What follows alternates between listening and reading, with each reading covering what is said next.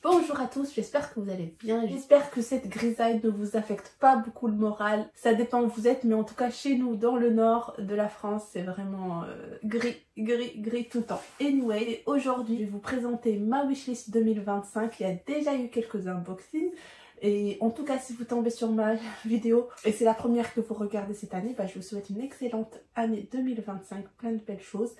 Et on va attaquer tout de suite la wishlist et je vais commencer par la première catégorie qui est les sacs. Ensuite, je vais enchaîner par les accessoires et les bijoux. Ensuite, les chaussures et enfin une catégorie autre où j'ai glissé plein d'articles maison, maquillage, etc. C'est parti, on commence par les sacs. Un des sacs qui va quitter ma wishlist cette année, un petit peu à contre-cœur, c'est le Lady Dior. Je l'aime toujours énormément, ou même le Lady Delight. C'est juste que, en tout cas sur 2025-2026, à moyen terme, je ne vois pas l'utilité, mais je vois la beauté. En tout cas, il va attendre, peut-être il reviendra quelques années plus tard. Le sac qui ne bougera pas, et je vous en parlerai un peu plus, c'est le sac Kelly. Donc je garde toujours le sac Kelly en taille 28 dans ma wishlist, et j'espère mettre la main dessus cette année-là. C'est vraiment le goal. Ensuite, le Alma bébé reste sur ma wishlist. J'ai failli craquer cette année vraiment plusieurs fois. Enfin cette année, sur l'année 2024. Pourtant je suis en 2025.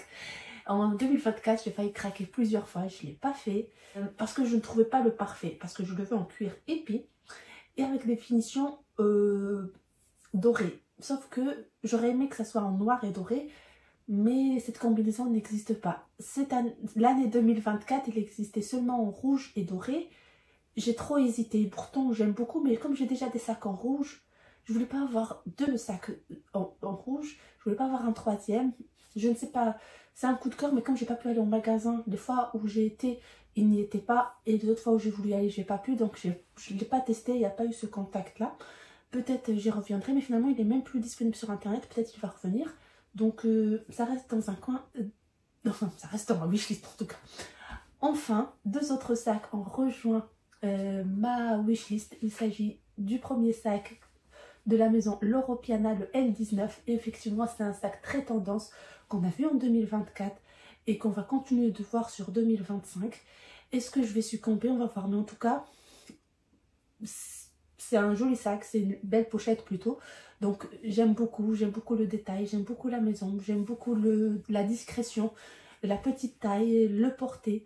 Donc à suivre, pourquoi pas. Par contre, si je continue à le voir de plus en plus sur les réseaux sociaux et que ça devient un sac plutôt tendance, un hit bag, là par contre, peut-être je vais m'en lasser.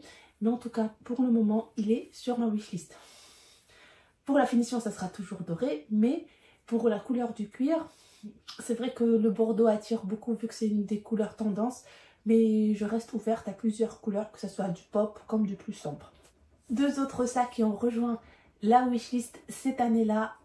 On revient chez la maison Hermès, un picotin. Donc j'ai toujours voulu un 26, mais j'ai du mal à le trouver. Donc je me rabats sur le 22 un peu par dépit parce que j'ai envie de tester ce sac. Je le vois très bien sur des tenues, je le vois très joli sur les filles. Donc je le mets en wishlist et j'aimerais bien tenter cette portée-main, ce que ça va donner. J'ai mes craintes, mais on verra. De toute façon, chez Hermès et surtout dans les best-sellers au niveau bag, on est rarement perdant. Mais donc, ce qui ne tente rien, j'ai envie de dire, ne sera pas. Ok. Donc, je vais tenter ce sac. Je vais essayer parce que je l'aime bien. Donc, je vais essayer cette portée-là. Je vais aller au bout de mes craintes et pas m'arrêter à celle-ci. Enfin, le dernier sac, il s'agit de la maison Bottega Veneta. Et dire qu'il y a 6 ans, c'est une maison, ou 7 ans, une maison qui ne me disait rien. J'ai eu le déclic il y a 6 ans en fait. Le déclic où je me suis dit, en fait, j'aime beaucoup. Vous voyez ce que je veux dire? Avant, ça me disait rien, mais il y a 6 ans, j'aime de plus en plus. Mais comme il y a eu les modèles cassettes, le côté tendance comme ça m'a fait un peu ralentir. Et j'étais plus réticente, mais aujourd'hui, il y a deux modèles qui me font l'œil. Donc, je ne saurais pas vous dire lequel éventuellement je vais craquer. Mais ça sera un des deux, pas forcément les deux. Mais j'aime beaucoup le modèle Andiamo en format moyen. Vraiment, on retrouve le tressage, la discrétion de Bottega, le côté pratique, les différentes portées pour ce sac-là. Mais également, j'aime beaucoup le Vanity Case Bang Bang. Vraiment, ça rappelle le Loro Piana, c'est-à-dire éventuellement, sur les 3 sacs, c'est-à-dire le L19, le Vanity Case Bang Bang ou le Andiamo, je vais finir par prendre peut-être le Bang Bang. Mais en tout cas, voilà, vous voyez tout ce qui est dans ma wishlist, dans ma vision board, ce sont ces sacs-là. J'aime beaucoup la maison Bottega, toutes ces maisons que je vous ai citées. Donc il y a Hermès, 2 sacs, Bottega Veneta, 2 sacs, l'Europeana, un sac et Louis Vuitton, un sac. Donc toutes ces maisons-là que je chéris, que j'aime beaucoup et que j'aime leur qualité et leur cuir. Donc voilà ma wishlist niveau sac 2025. Passons maintenant aux accessoires et aux bijoux. Je vais commencer par Cartier. Chez Cartier, j'aime toujours la bague Clash. Mais j'ai tellement de choses que j'aime acheter que je ne sais pas quoi prioriser. Anyway, chez Cartier, la bague Clash, j'aime énormément. J'aime beaucoup tout. Que ce soit le design, la conception de cette bague, comment elle est, l'anti-stress que cette bague représente.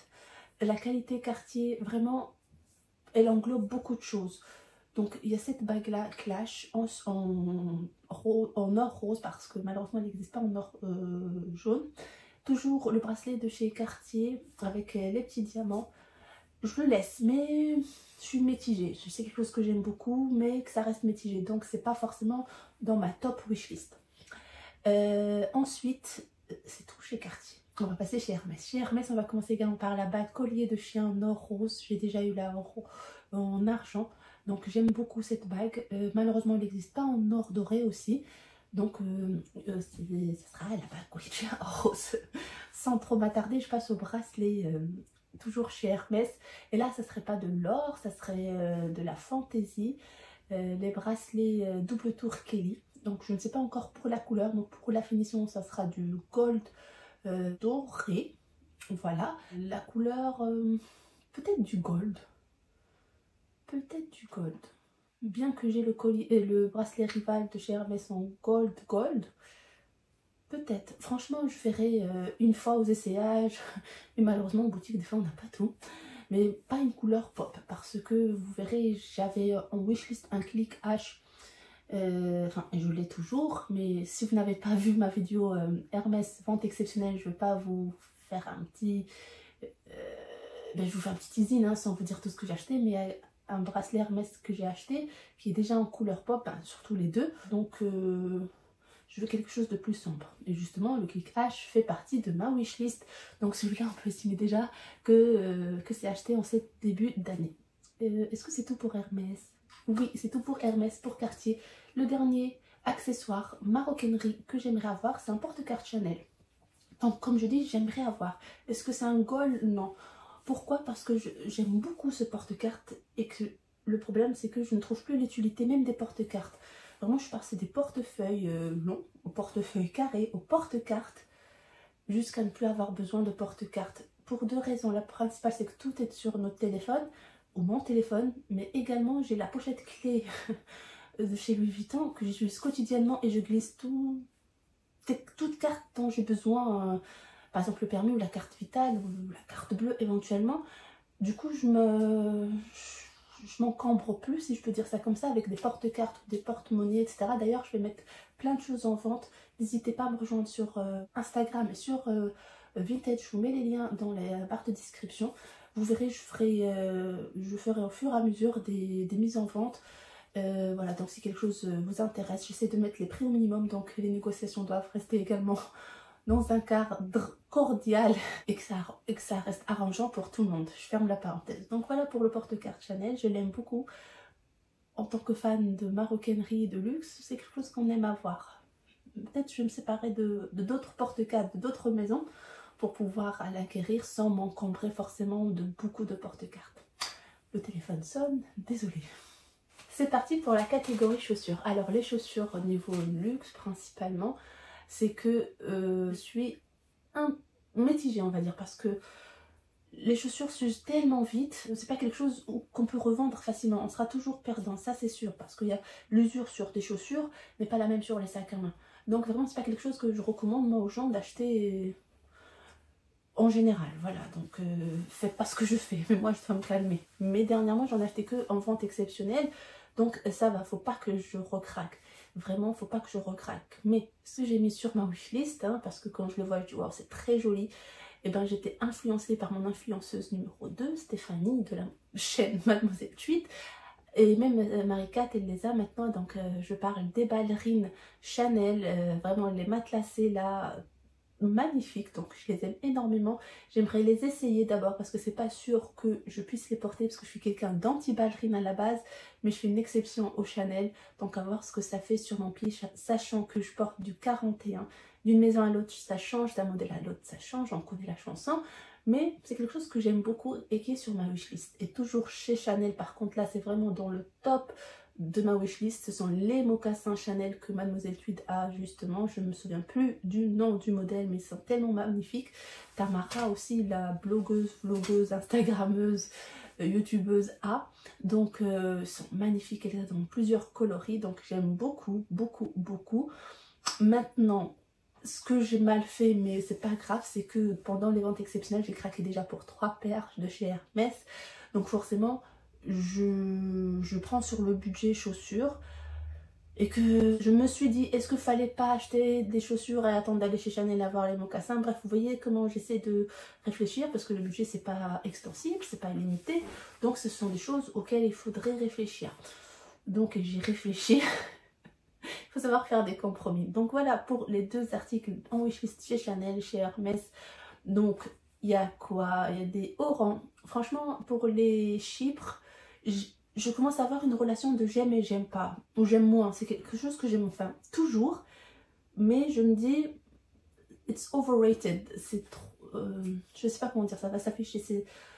Ça y est, je pense que ça passe de tendance, même si je suis pas quelqu'un qui suit les tendances. Mais ils ont tellement joué à ce jeu de difficulté, d'accessibilité, etc. qu'on s'en lasse. Les couleurs, pareil, il n'y a pas toujours les couleurs qu'on veut. Donc je me dis pourquoi pas des orangs pour compléter la collection. Donc c'est quelque chose qui est dans ma wishlist. Les Chypres ou un autre modèle de sandales, je reste ouvert. Peut-être des Santorini, à voir. Mais il y a vraiment de Chanel et de Hermès sur cette wishlist. Maintenant, on va passer à la 4e catégorie, c'est Others. Et dans Autres, on va retrouver, je vais faire le lien avec Hermès, 3 articles Hermès. Il s'agit de la tasse mosaïque Hermès, l'assiette ou le plat numéro 3, je pense, pareil en mosaïque. De toute façon, les images s'affichent. Du maquillage Hermès. Donc, j'aimerais principalement commencer par tester le eyeliner, des rouges à lèvres et le baume à lèvres.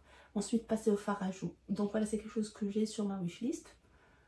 Toujours chez Hermès, je pense qu'il n'y aura que Hermès.